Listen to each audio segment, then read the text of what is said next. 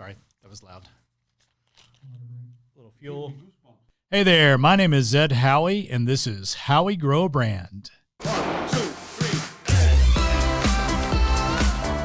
If you like what you learned from this video, help us promote this channel by clicking the like button below and subscribing to our channel.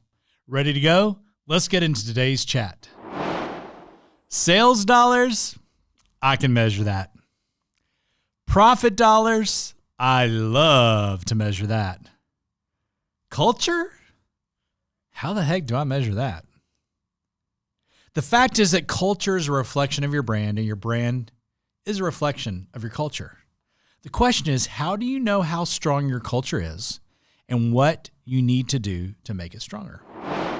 Well, Delise Crimmins, Chief Culture Officer at the Culture Think Tank, she's developed a solution to take something as fuzzy as culture and make it measurable and actionable and affordable. Delise and I discuss her Culture 5 dashboard, which can give you real-time insights into the health of your culture, which is your people, and what you can do to help your culture and your people get healthier. Now, whether you buy it or not, now understand, this is not one of those infomercials disguised as a YouTube podcast. Delise shares with us her 5 questions that we each need to know and be asking and acting upon to most effectively measure and affect our culture. The stronger your people, the stronger your culture, the stronger your culture, the stronger your brand. You're going to want to watch this because your culture can and must be measured and managed. And Delise is here to help us do both better. Hello, Delise Crimmins. Hello, my friend Ed. How are you? What I want to talk about is how you know how good your culture is and how you know where to focus to make it better. And, you know, what I want to do is, could you explain, just share a little bit about your experience briefly at Southwest and then JetBlue and then what you're doing now? Sure. So I managed and ran the University for People at Southwest Airlines from 1990-ish until about 1997. Actually kind of created the university, right? I was part of a team that created it. Yes. Yeah, exactly. So we built it and ran it. And in that capacity, we trained about 1,000 managers every year. We wrote the curriculum, designed it, and delivered it, and just had a ball. And it really did help solidify the culture that is and was Southwest Airlines at the time.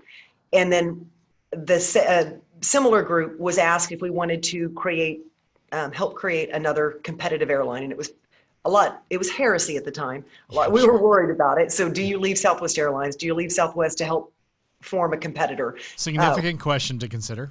Yeah, and we launched out of JFK, so we didn't directly compete with Southwest at the time. And to start, there are plenty of aviation startups that don't work. So it was a courageous move for us to leave, but we felt like it was the right organization doing the right thing. And we talked to Herb Kelleher about it. He was the president, CEO, and chairman at the time. And he gave us the thumbs up. He said, if I can't compete against you guys head to head, then I shouldn't be running this place. So absolutely. I love that. Do it well and let's go. Game on. What's so exciting about what you're doing now is, why don't you explain a little bit about your company, and specifically what I'm most excited about is the whole notion of the Culture 5, because like I can handle 5, 20 sometimes overwhelms, but 5 I love.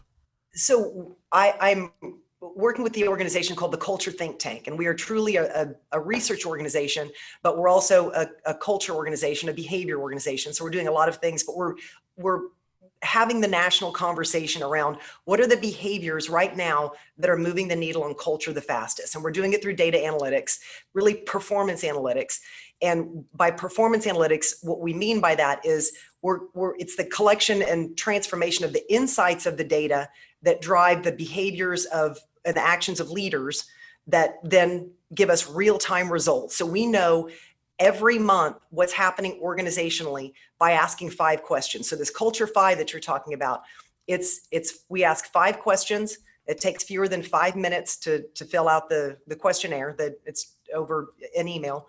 And then it gives you the 5 specific behaviors that your leaders, if they'll work on that month, it will move the needle on culture more quickly than anything else you can do. Okay, so 5 questions takes 5 minutes. And you get 5 leadership behaviors each month that if your leaders will focus on this, that it's going to move your needle fast. Okay, so Not only does it ask the questions and it gives you the data, is it also tells you what to do based on what the data tells you, right? And then, yes, and then the platform also tells you how to do it. So in this COVID environment, the number one behavior that continues to creep up organizationally is set clear expectations and communication. So when I tell my clients that, when I talk to leadership about that, generally their answer is, I feel like I'm doing that. I feel like I'm setting clear expectations. I don't know how I can be any more clear. So our tool gives you very detailed ideas on how to do that better. So you might think you're doing it well, but your people are telling you that you're not. That's where our solution becomes really powerful, is action plan. Okay, so not just I want this to happen, but how to make it happen. How do I do it? And how do I do it well? You know, it's interesting. You talk about setting expectations. I think back to my early days at Chick-fil-A, and the owner of our Chick-fil-A, growing up in high school and college, you know, I was like a young leader, and I was getting frustrated that you know, Chick-fil-A, they juice all the lemons for lemonade by hand, right? And so I was like, well, they're just this person or the team is taking too long to juice lemons. And I remember back as a 17, 18-year-old, my operator saying, "Did you tell them how long they had to do it?" I was like, "What do you mean?" He said, "Don't just ask them to juice lemons. Ask them to juice lemons and tell them that you need it done in 10 minutes. Because you're just wishing it to be done in 10 or 15 minutes. You haven't asked them to do it." Yeah, and take that even a step further. So our employees have been used to doing it the way they do it in the context of their office. Now suddenly we send them home and they're sharing computers, they're sharing space.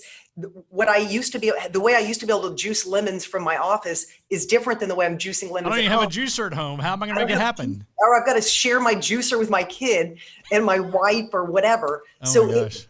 it becomes that setting expectations is the most important thing we can do right now, and communicating it out well. And here's the thing too, is those expectations are also dynamic. So the manager doesn't know either. He or she's never been in this situation. So I'm not exactly sure how long it should take you to juice lemons. So let's try 15 minutes. Let's try 20 minutes. So that ebb and flow, give and take, and asking employees, how are you feeling? And that's what the Culture 5 poll does, is it asks people a couple of things: how they're feeling, because we believe that the feelings influence the behaviors, and then the behaviors obviously influence culture. So feelings matter? Feelings matter. And but think about it, if I feel nervous, I'm scared, I'm anxious, you can imagine that behaviorally, I am going to do my job differently than if I'm feeling content and happy and confident. So as we map those feelings, we're able to say, okay, because of the way that your organization is feeling, these are the behaviors that are probably going to work best, and these are the ones that are not going to work as well. Well, and so the way the tool works is that each person answers the questions, but it's basically anonymous. Like, I don't know if Rachel is the one answering this question, correct? It's so anonymous that one of my clients called and said, there's a word that keeps popping up that I don't like, and it scares me. So can you look at who said this, because this person feels unappreciated. Somebody in my organization feels unappreciated, and I don't want that. And I said, I can't do that. And he said, but you own this you're part of this program. How can you not find it? Like, we don't collect that data.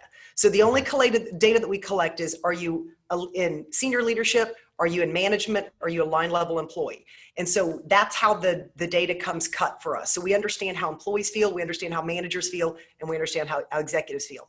And the other questions that we ask are, what do you need leadership to continue doing? What do you need leadership to start doing? And what do you need leadership to stop doing?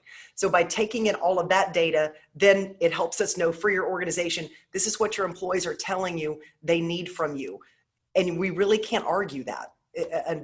An executive might believe he or she is communicating enough, but if the employees are saying, I need you to set clearer expectations, then the data is there for them. And that's helpful.